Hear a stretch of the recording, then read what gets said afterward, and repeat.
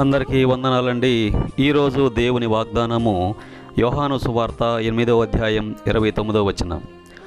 నన్ను పంపినవాడు నాకు తోడై ఉన్నాడు, ఆయనకిష్టమైన కార్యము నేను ఎల్లప్పుడూ చేయుదును గనుక ఆయన నన్ను ఒంటరిగా విడిచిపెట్టలేదు అని ప్రభువైన యేసుక్రీస్తు వారు సాక్ష్యమిస్తూ ఉన్నారు.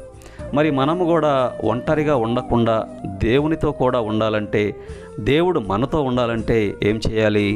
ప్రభువైన యేసుక్రీస్తు వారు ఈ ప్రశ్నకు సమాధానమిస్తూ ఉన్నారు. ఆయనకు ఇష్టమైన కార్యము ఎల్లప్పుడూ మనము చేసేవారంగా ఉండాలి. అప్పుడే మనము ఒంటరితనాన్ని జయించగలుగుతాం. ఎప్పుడైతే మనము దేవునికి ఇష్టమైన వాటిని చేస్తామో అప్పుడు దేవుడు మనకు తోడుగా ఉంటాడు.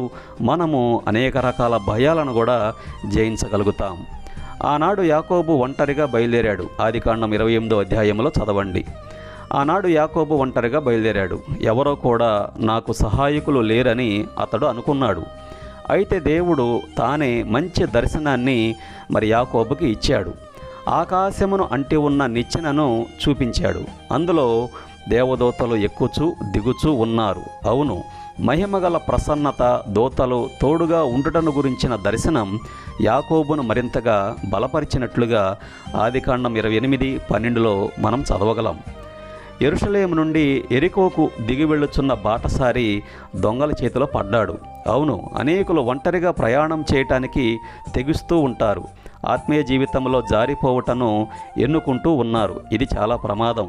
ఒంటరిగా ప్రయాణం చేయవారిని సాతాను అంటే దొంగ తేలికగా దోచుకుంటాడు. దేవుని పిల్లలారా, దేవునికి ఇష్టమైన వాటిని చేయటానికి తీర్మానించండి. ఆయనకి ఇష్టమైనవి ఏమి అని ఆలోచిస్తే చాలా ఉన్నాయి, కానీ అందులో అనుదినము ప్రార్థన చేసే అలవాటు, పరిశుద్ధతను ప్రేమించే అలవాటు, పాపమునకు చోటివ్వకుండా దేవునికి లోబడి నడిచే అలవాటు మీరు కలిగి ఉన్నట్లయితే ఖచ్చితంగా దేవుడు మీకు తోడుగా ఉండటానికి సిద్ధంగా ఉన్నాడు. దేవుని స్తోత్రం. కాబట్టి ప్రియా సహోదరులారా, అనుదినము ప్రార్థనాపూర్వకంగా దేవునికి దగ్గరగా నడవండి. పాపమునకు మీ జీవితంలో చోటివ్వమాకండి. దేవుని భయం కలిగి నడవండి.